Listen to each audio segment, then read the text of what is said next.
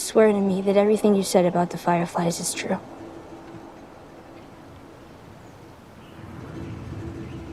I swear. Amaitu da The Last of Usen lehen denboraldia, eta agindu bezala, hona hemen lehen denboraldi honetako analisia eta nire iritzia. Beraz, has gaitezen!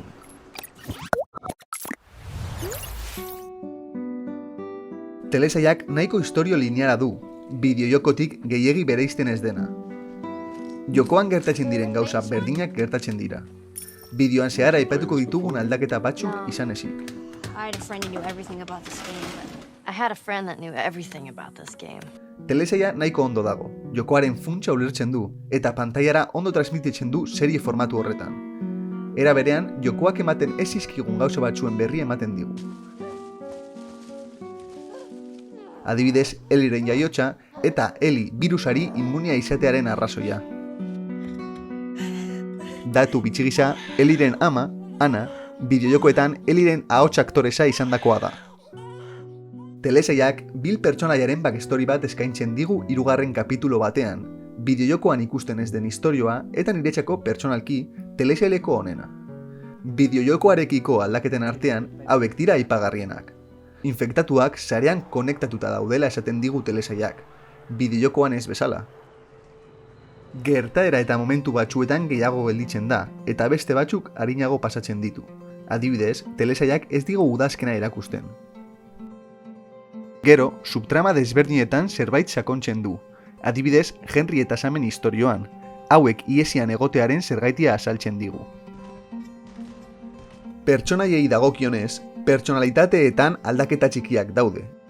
Eli eta Joel duten erlazioan, inkomunikazio gehiago dago bi pertsonaien aldetik. Gero, telesailak inkomunikazio gertakizun hauek sortzen ditu, kontzeptu honi garrantzi gehiago emanez. Honen adibide bat, jokoan Eli bortxatzen saiatzen diren estena da. Bideojokoan, Joel Eli oraindik barruan dagoenean ailegatzen da.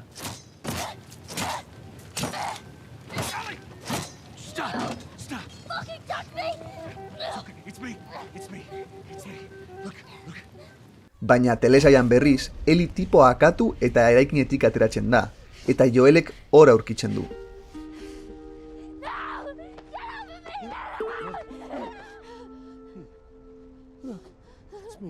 Aldaketa txiki honek, bi pertsonaien arteko erlazioa nolabait aldatzen du.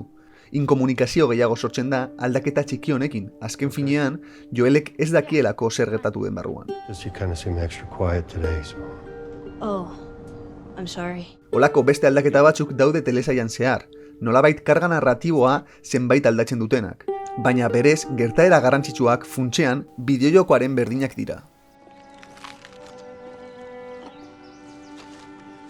Zaila da, telesailaren kritika guztiz objektibo bat egitea.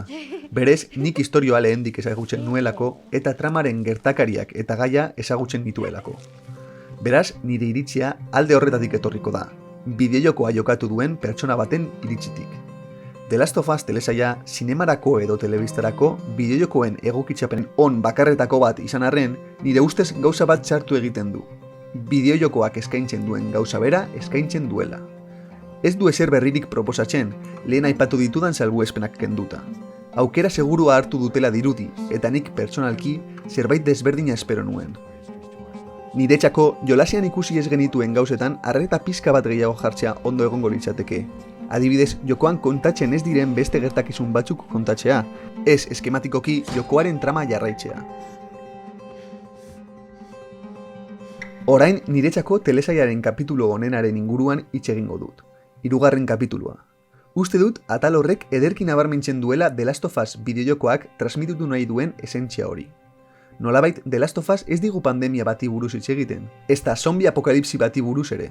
Maitasun harremanei buruz hitz egiten du. Eli eta Joel, aita alaba baten istorioari buruz. Joel, alaba gabeko aita, eta Eli, aita gabeko alaba. Era berean, beste pertsonaia eta subtrametan ere hau ikusi daiteke. Eta azken finean esaten diguna da, dena utzita egon arren, zerbait berria eraiki daitekeela. Eta justo horretaz hitz egiten da kapitulo honetan. laburki esaltzen digu biren istorioa, eta ia film txiki bat balitz bezala kontatzen da. Gidoi, elkarrizketa eta zuzendaritza oso onak erakusten duen kapitulua da.